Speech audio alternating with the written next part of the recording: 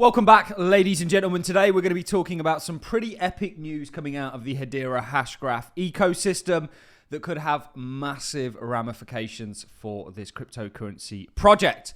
Let's not waste any time. Let's get down the rabbit hole and let's start to uncover all of this. This was a tweet from today from Chainlink. Now, Chainlink was a project that I stumbled upon, and then what is actually going on here with the cryptocurrency space started to make a hell of a lot more sense, because up until really Chainlink, what we saw was Bitcoin dominance and copycats of Bitcoin trying to impersonate, using distributed ledgers, what Bitcoin was trying to do. And then Chainlink came along and said, okay, let's use a distributed ledger to incentivize data and to fix that problem of bridging the real world with the cryptocurrency space. And then through Chainlink, all things kind of become somewhat possible. And then we had DeFi Summer, but we're now going a step above and beyond that and actually looking to link the financial world as it stands. And Chainlink are working with Swift, which is why this partnership and news is so significant. 11,000 financial institutions under them. Chainlink is actually linking the financial world to the distributed ledger world, which the financial world is going to adopt because it ultimately makes everything significantly more efficient, whether that's just from a sending value around point of view, whether that's from an accountability point of view, whether that's from a metadata point of view, tokenization, whatever it may be. The financial world is going to adopt blockchain technology, distributed ledger technology, and this announcement from Chainlink solidifies Hedera's role in all of that, certainly from a financial point of view with their links to Swift. And of course, Swift recently spoke at HederaCon. Let's get into it, guys. I'm kind of jumping all over the place here. But the Chainlink standard for cross-chain interoperability is officially live on Hedera mainnet, a member of Chainlink Scale via the HBAR Foundation. One of the few, by the way. CCIP enables Chainlink devs to build secure cross-chain apps and tokens, accelerating ecosystem adoption. And this was the official press release from Hedera. You can see today is indeed the 8th of April. Hedera adopts Chainlink standard for cross-chain interoperability to accelerate ecosystem adoption. Now, this has huge ramifications because CCIP is, of course, being trialed as we know it right now. Chainlink's cross-chain interoperability protocol is being trialed right now by the likes of Swift, which is, of course, the premier financial messaging service that the world currently uses. It is essentially the standard for financial messaging and interoperability. And they are actively looking to adopt and integrate blockchain technology. Swift explores blockchain interoperability to remove friction from tokenized asset settlement. It is believed, according to this other Swift document that's titled Swift Unlocks Potential of Tokenization with Successful Blockchain Experiments, while tokenization is in its infancy, 97% of institutional investors believe it will revolutionize asset management and be a positive force in the industry, not least because of its potential to increase efficiencies, and that's why this is being adopted in the same way that we stopped sending letters and started sending emails, reduce costs, and by enabling fractional ownership. That's Larry Fink's democratization of markets that his sole letter was centered around. Of course, he gives a shout out to distributed ledger technology. People are not bullish enough on this space. I'm going to say it right now, certainly given everything that's happening, they forget what is monumentally taking place here.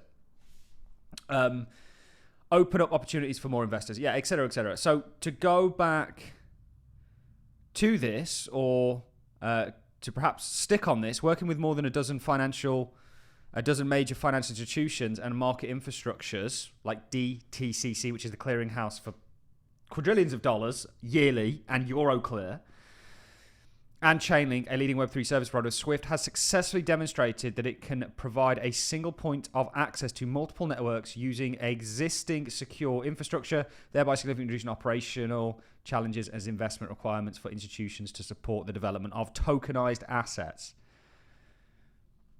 Let's go back to this other Swift article, and it specifically highlights a pilot that took place. Let's read it. It goes on to say, we're collaborating with the Swift community globally to test how institutions can use their Swift Connect to seamlessly interoperate with a multitude of blockchain networks emerging around the world. Institutional investors increasingly are considering investments in tokenized assets as they seek new forms of value. But they face a complex challenge, one that the individuals from Swift spoke about at HederaCon, by the way, that they're actually working on. And there was hints to Chainlink also working on this, or I should say, Hedera working on this from Rob Allen. We'll look at that in just a second. Each has its own functionality or liquidity profile, which creates significant overhead friction in managing and trading assets. Overcoming this fragmentation will be key to the long-term scalability of the market, and aligned with our focus of removing frictions in international transactions, we are working with our community to explore a potential solution.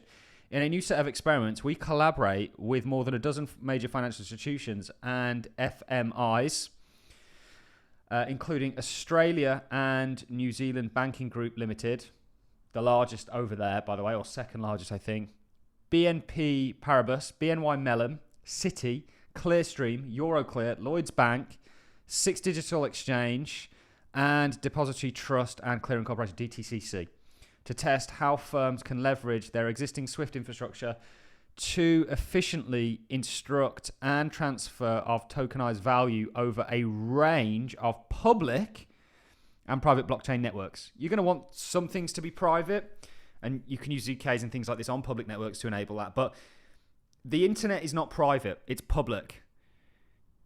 And that's the internet of information that we're talking about. The internet of value has to be on public rails and will be. And at a distributed ledger like Hedera, I'm personally taking the bet, and we're getting more clarity on all of this, and that's what this video is about, is going to play a role in enabling all of that.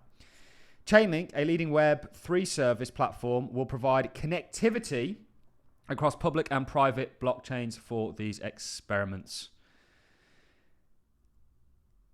This is just, the writing's on the wall. And here we have, today, Chainlink, which is also, by the way, many people don't know this, a Hedera Hashgraph Governing Council member, have just enabled their CCIP protocol, which we know the premier messaging service with under 11,000 institutions under it is looking to actively use and utilize.